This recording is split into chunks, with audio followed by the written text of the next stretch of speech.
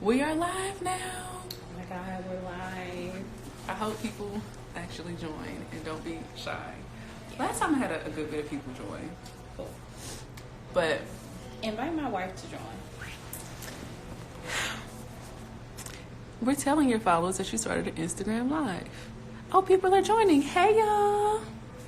Hey, Sienna girl. Hey, Omaka girl. How do I? Oh, let's go live with somebody.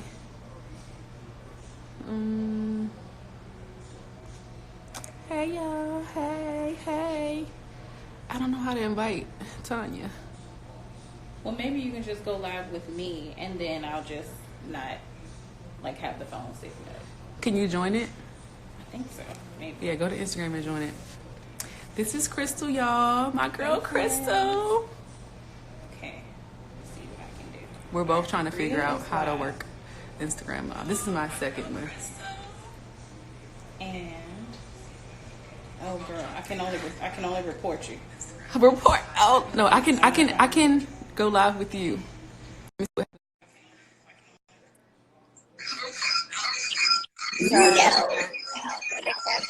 Ooh, move, Crystle. Get you out of there. Actually, let me add my sister. Y'all tell y'all friends to join because it's about to be lit. I look like I've been smoking, but I have not been smoking, I promise. Okay. Just invited my wife and my sister and a couple of friends. Hopefully they join. They definitely will. I'm excited about this. How excited? Super excited. Super excited? I can't believe I'm on for my last video. Girl. Oh my gosh. Oh my gosh. So while we wait for more people to join, we can just give some backstory about us. I'm Bria. This is my friend Crystle Johnson. Hey, friend. The Crystle Johnson. Like, she's famous. She's like that girl. Check her out on LinkedIn. She has like 1 million followers on LinkedIn. She be going viral all the time on LinkedIn. It's true. So Crystle and I met last year. I was on an email thread with her, and I was moving to Colorado. And I think maybe I did know you were Black because I reached out to you specifically. Yeah. I think I might have looked. So I was on an email thread with Crystle, and her name is spelled Crystle, and I was like, she might be a little diverse. Let me just look her up in the corporate directory. So I looked her up, saw she was, person of color. So I was like, I want to meet her because she was living in Colorado, and I was moving to Colorado within like maybe 2 or 3 days of that email thread. So I reached out to her and I was like, we need to do lunch. I want to meet you. I want to connect with you. And we connected over lunch. We did. It was like best friends forever at first sight because we talked about natural hair and all kinds of stuff. And we were like so alike. Yeah. Everything. I was like, oh my God, we're twins. Yeah. Like everything. But I'm sorry to interrupt, but my wife just joined. Hey, Tanya girl.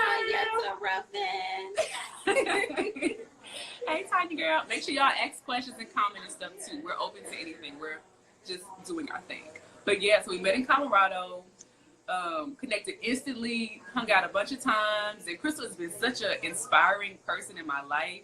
She is a senior inclusion and diversity strategist at EA in Austin, Texas, and she's also the founder of Meaningful and the host of the Red Lipstick Podcast. Yes, Read My Lipstick Podcast. Read My Lipstick Podcast. She's amazing. So after this is over, y'all go look her up on LinkedIn. Look up the Read My Lipstick Podcast, Spotify, Apple Podcasts, whatever you listen to podcasts. She's the bomb. So just saying that. So it's about 8:34. We can get into it. I think so. Okay, so Crystle got let go from her dream job a few months ago. Tell us what happened. Don't cry. Oh my God. I think I'm still suffering the loss. Really? Yeah, I'm still grieving. Why? What the happened? loss of my dream job. Yeah. Because I was working at the same organization as you. Yep. I wasn't happy. Mm-hmm. I didn't feel like I was being fulfilled or doing meaningful work. So I started to like go out and look for other roles, and I met the leader at Pandora Media, which is actually where I was working, or my dream job. Yeah. I met the leader. She was amazing. She loved my background, my expertise, and I met a lot of other people from the team. I was hired, and I couldn't believe it. Oh, you looking real smart now. Oh, stop. I have to make sure I'm reading the comments. You looking real educated. Stop. Educated. Oh my God. Okay, so I get the job in January. Unfortunately, Pandora has been purchased by SiriusXM in February. So this whole time, I'm like sitting here thinking, what's going to happen? What's going to happen? Because SiriusXM was all about saving the coin. So I just felt like something was going to happen. I had insight that I shouldn't have had about what was going to happen. So I had already started kind of considering what other companies I was interested in, but I feel like I was looking because I felt like I needed money. Like I was like, oh, if I lose my job, what am I going to do? I'm in California, I'm going to be homeless. Yeah, because you were in Los Angeles. No, in San Francisco. Oakland. Close enough. So y'all know that ain't Mississippi and it ain't Texas. Yeah, it was super expensive. So I was scared. AF. Because I was like, if I lose my job tomorrow, what am I going to do? Right. So I started hurriedly looking for jobs. I really wasn't looking at specific organizations. I really wasn't worried about the values. I was just like, if I get cut off today, what do I do? I need another job. Right. So I had already started conversations with people.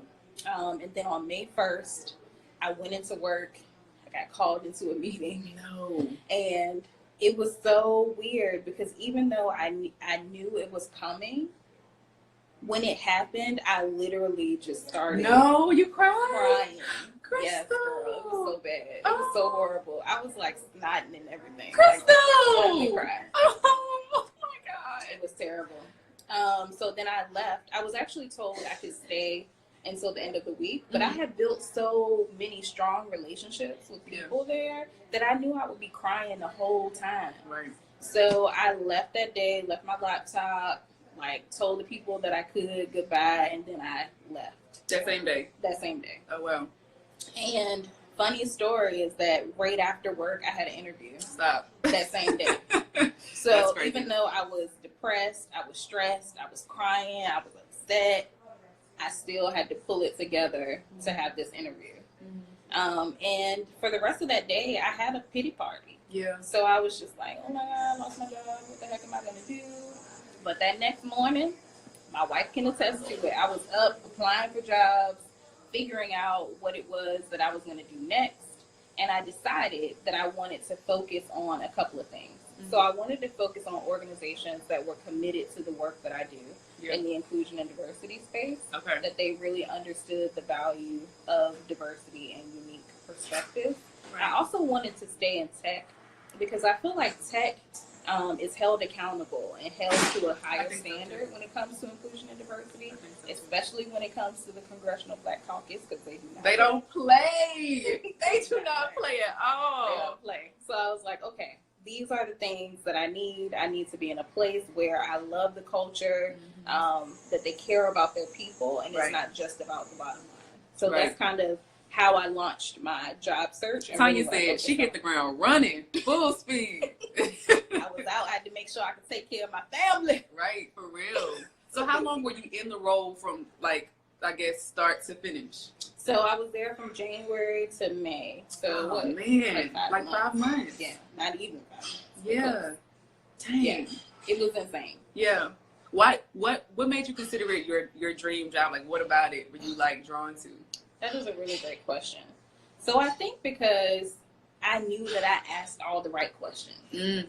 And I know that before in the past, when I think about organizations that I've worked for, I've just been looking for a paycheck. Like, how can I make sure that I get paid, that I can take care of my business? But then at some point, I realized that's not what I want. Especially the role that I had before Pandora, I realized exactly what it was that I didn't want in a job. Right. That I knew that it was frustrating, it was depressing, I was over it all the time. It was really, the work that I was doing did not align with my values at all. Yeah. And at that point I realized I need to look for something deeper. And then walking into Pandora the very first day, I felt welcome. I felt like I belonged. I felt like I was valued in that space. Wow. And I've never felt like that before. And I feel like working there, even though it was for a short period of time, it really helped me to understand my value, what my non-negotiables were, and what I deserve from an employer. Right, right. So you say your pity party lasted one day. Was that intentional, or were you just kind of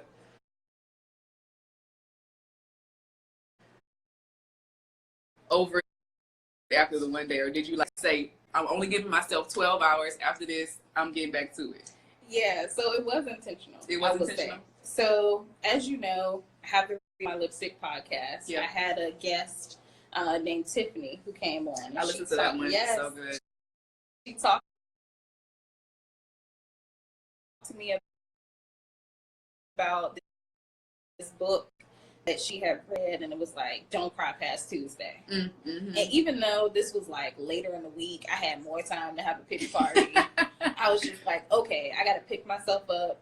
I need to make things happen, because again, I need to take care of my family no matter what. Like no matter how it is that I feel right now, I need to take care of my family.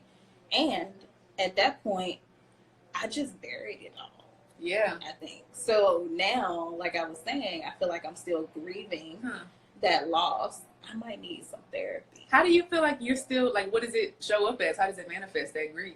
Oh, just anytime that I see something that's posted, especially a project that I worked on or a strategy that I developed during the time that I was there, and when I see it come to fruition, I'm just like, man, that was me. That was on me right there. Oh, man. And I'm just like, I wish I was there. No. But yeah, I loved everyone that I worked with. I had not one bad day. I have not met many people that say that they love their job. Yeah, I love it. And the fact that you love your job, I think that's incredible. And that's a feeling that, I mean, you want to chase again. Totally.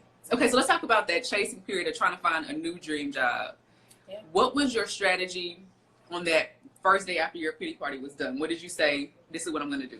Yeah, so I'll go back to what I was saying before. What was important is that it's a human-centered culture, that they care about the people, that I love the brand, and that I can speak to it, and that I'm down for it, and I can ride for it no matter what. And they need to be committed to inclusion and diversity. Okay. So every company that I applied for, I had to feel that way about. If I didn't feel that way about the company, I didn't apply. If they reached out to me, I didn't talk to them. I did not waste my time on any company that I didn't want to work for. Really? You didn't even apply at all, just to see? No, even though I knew I needed another job. Like, you need another job in this period of time. Like, it has to happen. I still was not about to settle. Dang. No. Dang. Pandora just they put me up here. You know? Like, I'm up here now. I can't come back down here.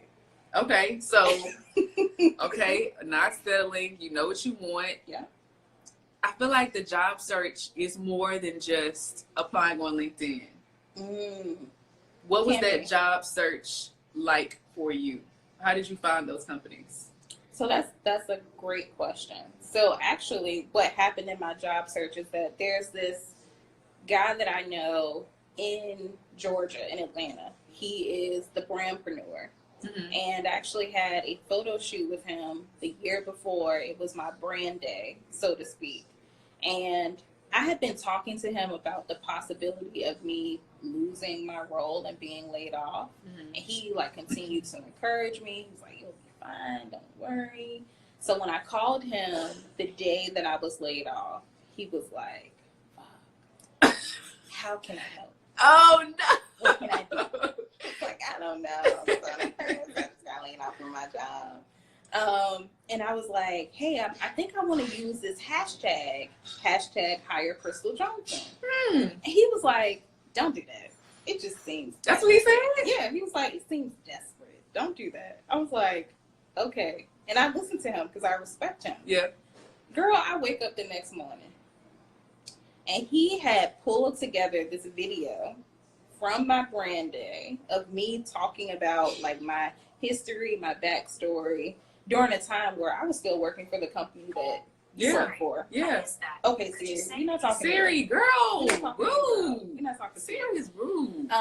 But a video that I had recorded back in November, December, the year before, and he like went through this whole thing. He was like, don't let your job be you. Like, you're more than your job or something like that. And then he told my story about how I was laid off and that I was looking for a new role, and these are the types of roles that I'm looking for. And he used the hashtag. No, he didn't. Yes, he did. Oh my hashtag God. Hire Crystle Johnson. Oh my God. I'm After over he him. told me not to do it, he was like, don't do it. You don't sound desperate. But he was like, yeah, I thought about it later. And I was like, what the hell? Right now, I mean, like, why not? Yeah. So that's really literally what happened. That post, I won't say it went viral, but it had like over 50,000 views. Friend, that's viral. I don't think so. I think viral is like 1 million views. No, friend. 50,000 is viral. Oh, okay. She went viral.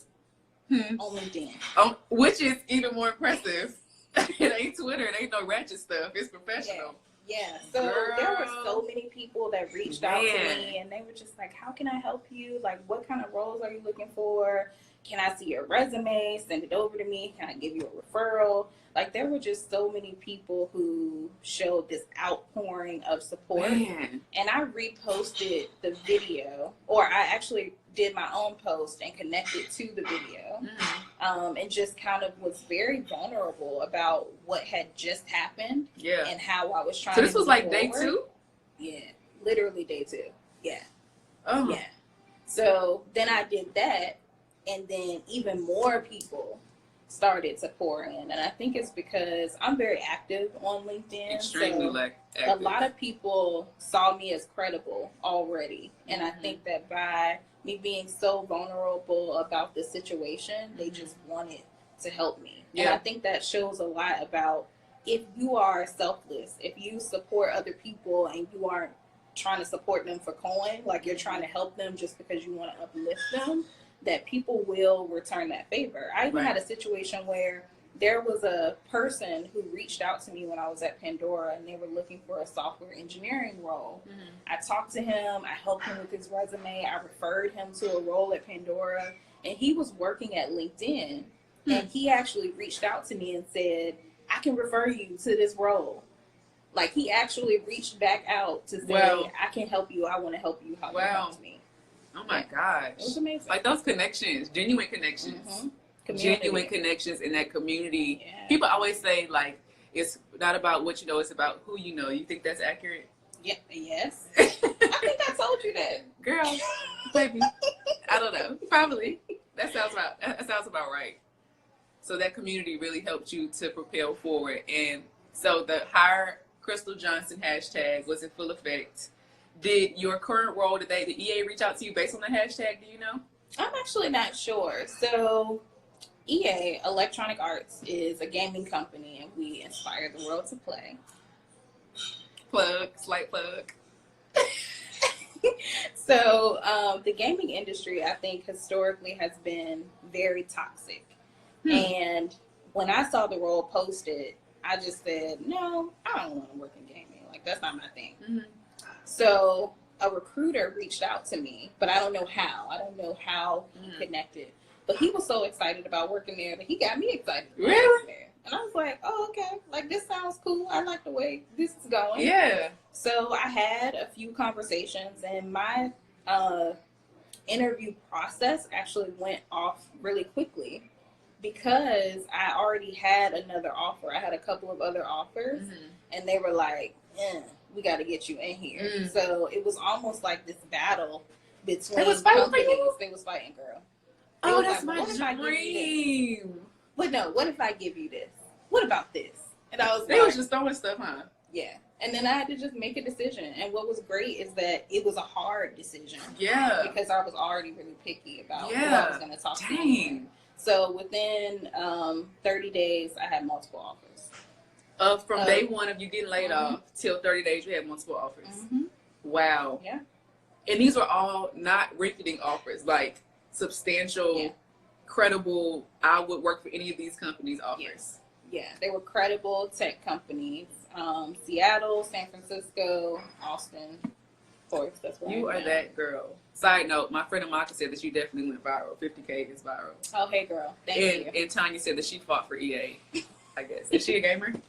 No, she's not a gamer, but she did fight for EA. I think she fought for EA because she wanted to live in Texas because we were going to go to Seattle.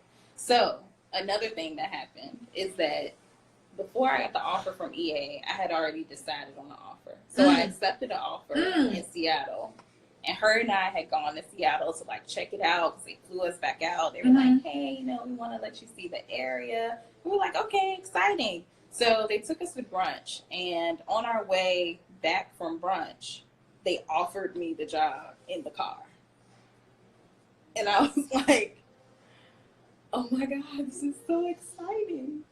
So you said yes in the car? I didn't say yes in the car. I said yes to the recruiter later. Okay. So after negotiating with the recruiter, I accepted. Then here EA comes along. And I actually declined EA's offer. Stop. Yes. I declined the offer. And then my hiring manager, my leader, was like, what do I need to do to get you here? So I happened to be at a conference that EA was at.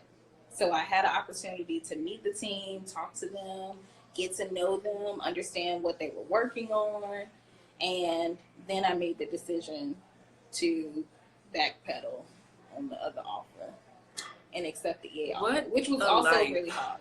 It was really hard. Was it really hard? Yeah, to tell the other company no. Like, literally, the hiring manager was like, I'm going to cry if you don't accept this offer. Like, if you decide not to, like, to go back and not accept it.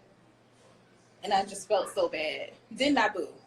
What a coincidence. Like, what a predicament to be in. Just all these companies just want to hire me. I don't know what to do. It's so many options. I feel like I was so blessed. Yes.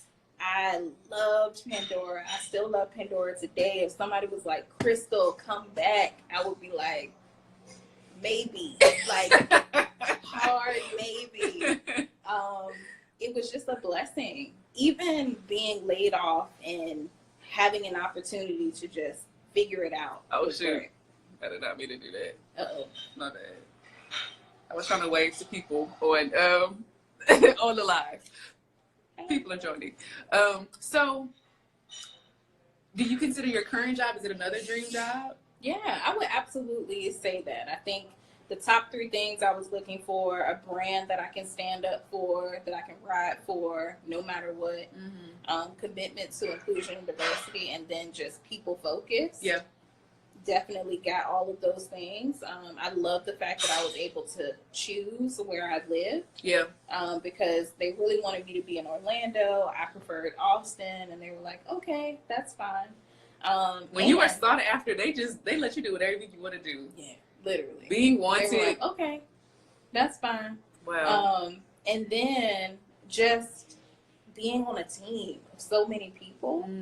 As you know, the companies that I work for, I'm usually one person for 50,000 people. Right, exactly. Inclusion and diversity, exactly. Which is kind of ridiculous. Right. So being on a team that's so large with so many people with varied expertise has been amazing.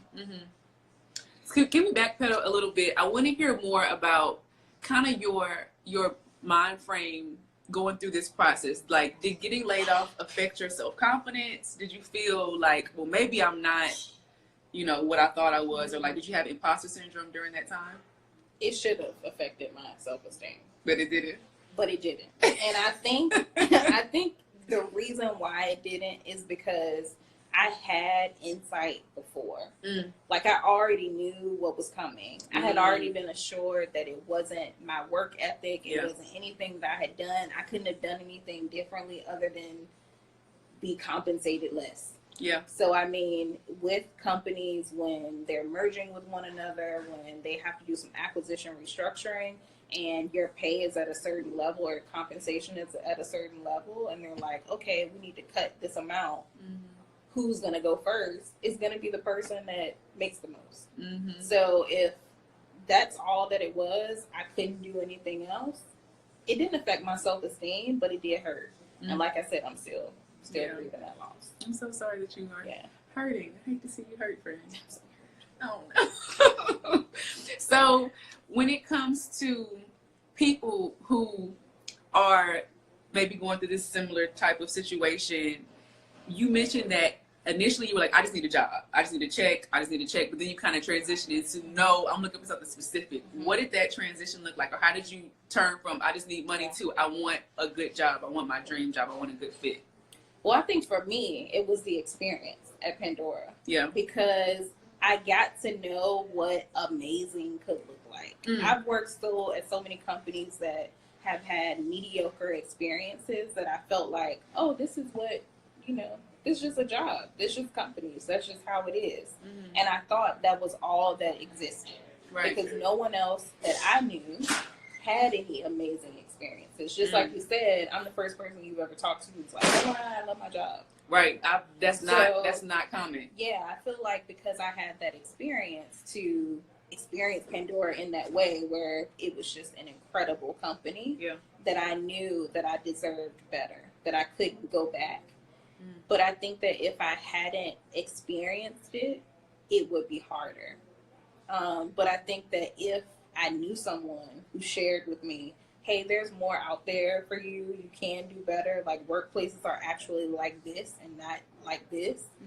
Then I probably would have transitioned to this mindset, but not as easily. So, to all the people that are watching, it is possible to like your job. To love your job. To love your job? You can love your job? You can. You can love your job. I gotta work on that. I gotta experience that for myself. Cause child, you have flexibility though. I do have flexibility. Flexibility. That is very true. It's always pros and cons. And for you, your pros were people focused, tech, innovation, and a focus on diversity and inclusion. Yeah. Okay. Mm-hmm. And a brand that I can ride for. Yeah. Yeah. I had to be in love with the brand. If I wasn't, then you were gonna just walk away. I can't believe that you didn't even apply at all. You were very strategic about what you wanted. I was very strategic. I can't believe that. Mm-hmm. Almost all the applications that I put in, people referred me. There were a few jobs that I applied for that I was interviewing for, but I was literally interviewing all day, every day, all the time. Goals. Tanya was so mad at me because we were living in California and we lived in a junior 1-bedroom. So what does that mean? It was basically like a studio with separation but no doors. Expensive AF for that space. We paid a junior 1-bedroom. Yes, we paid $3,000. Huh? For Girl, that's why I'm not going to San Francisco. Don't go. Girl, I'm not going to San Francisco. $3,000 for a junior 1-bedroom. Girl, bye. But the point of what I was saying was that I kept kicking her out of the apartment. Every time I had an interview. Her and Charlie. Charlie's our dog, y'all. He's a Yorkie. He's so cute. Very cute. I kicked him out every time. I was like, y'all got to go because I got an interview. So all the time, several times a day, I'm like, you got to go. Yeah. So she was so mad. She was like, I cannot wait until you find a job because I'm tired of going outside. I need my house. I need my house to myself. I'm sick of leaving the house. Yes. So what kind of advice do you have for people? Because I'm honestly perpetually scared of getting fired. I don't know why. Oh my God. I don't know why. It's an irrational fear. But any advice to people who maybe just let go, maybe looking for a job, or just trying to do something different and find their dream job? What do you say? Yeah, to the person, if there's someone who's listening who has been laid off from their job, it is not about you. It's about something that's going on with their company, not about you. Yeah. So don't allow yourself to sulk and have a pity party for weeks and weeks and weeks. Just hit the ground running. So figure out what it is that's important to you, what you're looking for in an organization, and then stick to that. So be really strategic in your job search. Don't spray and pray, which means just apply for anything that seems like it's remotely related to what you want to do. Okay, you talking to me? The shade. The shade. Leave me alone. Oh, yes, yes. And then the other thing is that don't settle. So if you have a company and you know what you're worth and you ask for X amount of money, and they're like, nah. You preaching again, girl. Stop preaching to me. Why are you telling my business? Lord. listen, y'all need to get on her. But if you talking to a company and they like, well, we can only do this. If I can't negotiate with you, if you're not trying to pay me what I'm worth, then I don't need to be there. Period. And I mean, yes, we all need to make sure that we can make a living. So if your situation is, hey, I need to accept this job and then start looking for something else, then you do that. But do not get comfortable at a place where you're not valued and that doesn't pay you what you're worth. Because you need to ask for what you're worth, and add tax. Taxes. The taxes be killing me. I'll be scared. Like, can I have one crumb of your money, please? I just need a one little small. Y'all, Bria's phone is going dead. We about to wrap it up anyway. So the one thing that I really took away, and I want you guys to take away moving forward, tune in to that podcast episode of the Read My Lipstick podcast. What is it called again? Jeez, I can't remember what her episode was, but her name is Tiffany. So her name is also on the episode. Okay, Tiffany. Look up Tiffany's episode. I think it's so right after your episode. Yeah, I was featured on the Read My Lipstick podcast, the first guest. But Tiffany's right after me, and she spoke about soaking. Just tell them what it is. Yeah, just not crying past Tuesday. Right. So, yes, you can have your pity party, but don't allow it to take over your life. Right, exactly. So tell them where they can find you. Where can the people find you? Yes, so you can find me on Instagram and Twitter at Crystle Speaks. You can also find me on Instagram at LinkedIn. At Crystle Johnson. And if you use the link, the / is also Crystle Speaks. I'm telling you, if y'all follow Crystle on LinkedIn, she is a whole celebrity. Like, all of her posts get hundreds of likes. She be getting shared, child. She be trending, all of that. I'm like, Lord have mercy. Let me go post some. Oh my God. Every once in a while. It's consistency. It is consistency, but I also do speak a whole lot of truth. I ain't gonna lie to you now. She don't lie. She don't lie. And I feel like if anybody needs advice, Crystle is a wealth of knowledge. So please reach out to her. I'm opening up your DMs. Her DMs are open. I'm totally fine with that. Her DMs are open. Y'all reach out to her any question. Like, she's helped me with negotiation conversations, just making me feel like what I'm worth, knowing my worth, and this whole process of like looking for jobs and everything. She knows so much. Diversity and inclusion, my master. She knows so much. So y'all reach out to her, follow her. People still joining. Y'all late. The live about to end. Look at y'all. Why is y'all late? Why y'all? It's 9:02. The live started at 8:30. If anybody has a question, let me know if y'all want to ask Crystle the question before we wrap it up. Hey, Matthew. Hey. You late. Just late. Look, see? Hey, who is that? Trey? Hey, Trey. Yeah. Late. Y'all late. The thing started at 8:30. Yeah, but if y'all have any questions, feel free to ask here, or feel free to send Bria a message or me a message. Again, I'm at Crystle Speaks. I'm happy to help, and I feel like my life's work is being sure that I'm uplifting and supporting Black and brown women. That's right. And you do it every day. So, they said they're going to watch the recap. That's fine. I appreciate that. Matthew says, turn up, Crystle. Yes, turn up. But thank you guys for tuning in. I really appreciate the support. And again, feel free to reach out, ask questions, whatever. But y'all have a good night. See you later. Bye. How do I turn this off, Crystle? Oh, it says end right there.